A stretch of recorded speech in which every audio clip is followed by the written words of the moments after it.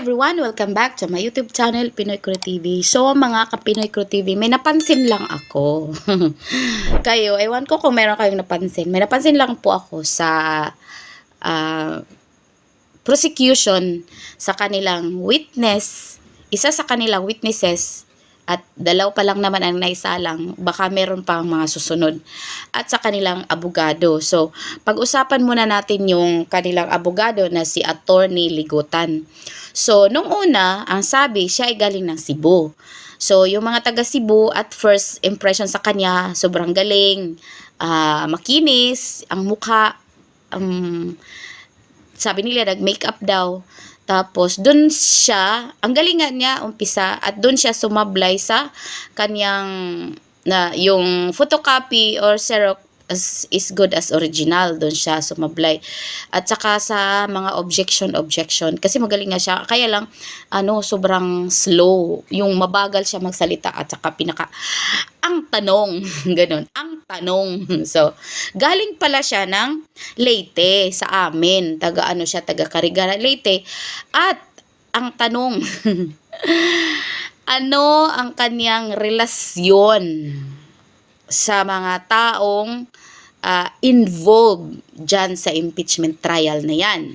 Unang-una, kaklase po siya ni Jude Asidre na nasa Tingog Party List. Kaklase siya doon sa Palo sa Sacred Heart Seminary. Mga seminaryan yun sila. At saan naman galing si Martin Romualdez? 'Di ba sa Tacloban? 'Di ba sa Leyte? So, kaano-ano ni Asidre si Martin Romualdez? Wala, hindi sila kamag-anak. Tuta si Asidre na baboy, yun. Si Ligutan, kaibigan ni Asidre. Si Asidre naman ay kaibigan ni Romualdez. O, di ba?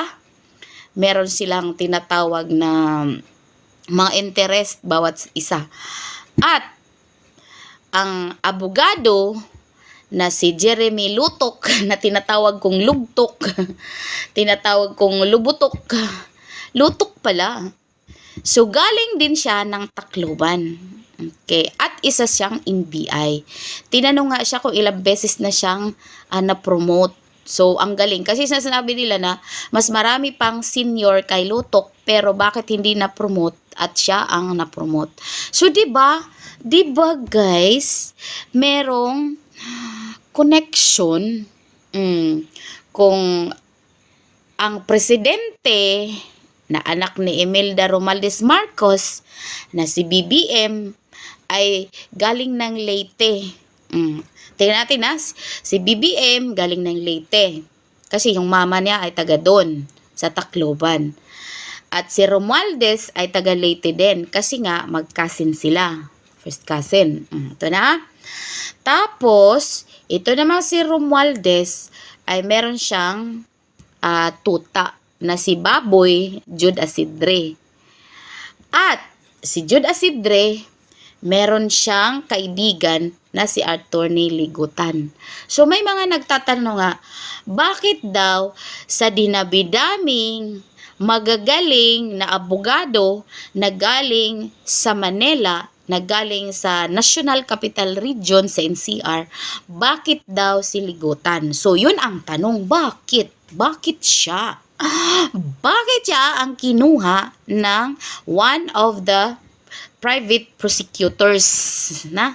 Kasi yun na nga, Marcos involved kasi nga pinagbantaan ni VP Sara at hindi maganda yung kanilang relasyon.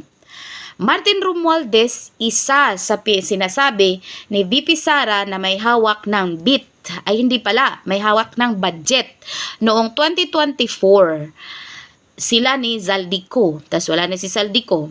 And si Martin Romualdez or Tambaloslos ay meron siyang tuta na si Asidre, si Jude Asidre, na isa sa representative na pumirma pro-impeachment ni VP Sara dahil magkaaway sila, dahil ayaw nila si VP Sara. Kasi nga, kaaway na nila. And si Jude Asidre naman ay kaibigan niya si Ligutan. Si Ligutan na kanyang kaklase sa Sacred Heart Palo na sa seminary.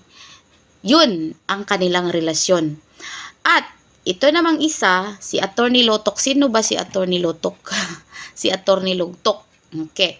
Si Attorney Lotok ay taga Tacloban City. Isa daw siyang highly capable lawyer, investigator, and key career official within the National Bureau of Investigation, known for his rigorous investigative discipline and deep dive technical acumen. He currently serves as the regional director sa NBI BARM or Bangsamoro Administrative Region for Muslim Mindanao. Lagi mosquito na to. Alright. So, yun na nga, taga doon. Hindi ba sila mag-usap-usap? At ang tanong, bakit si Attorney Ligutan ang kinuha na one of the prosecutors na meron na bang magagaling daw na mga kakamping? Yun ang tanong ng mga tao. At yun din ang tanong ko. So, meron akong nakikita na ang lahat ng ito ay merong connection. At ito ay usapang pera-pera lang. Money talks nga. Kasi nga, si Attorney Ligutan ay kilala na siya. Imagine 15 years of service tapos ikukumpara mo doon kay Narvasa na 10 years pa lang. There is a big difference between 15 years and 10 years. At saka bata-bata pa yun si Narvasa. At saka si Vinluan. So, kung ganon na meron silang mga connection, so luto na. Mapapatanong ka talaga na merong mga discrepancies sa kanilang side. Ang tatalino, oo, matalino sila. Pero para sa akin, hindi ako natatalinuhan kasi kung matalino sila, hindi sila magsaside doon sa mali. Kasi mali na nga ginagawa nilang tama, gusto nilang gawing tama. Kahit hindi naman siya impeachable offense, talagang ginagawa. Ngayon, nagkalabo-labo na yung mga pangyayari. Kasi sabi ni Senator Soto na grave threats. Tapos, kasi yung nakalagay sa kanila, yung kaso na isinampa ay, tawag nito, about public trust. So, paano nga naman nagkaroon ng problema sa public trust? Mataas yung kanyang rating. Si Bangag naman yung going down. Tapos, sa halip na about sa public trust, yun ay naging grave threats at saka citing to sedition. At itong si Lotok ay ginisa naman siya ni Attorney Cayetano. Hindi man siya nakatubag sa kanyang mga katanungan sa kanya.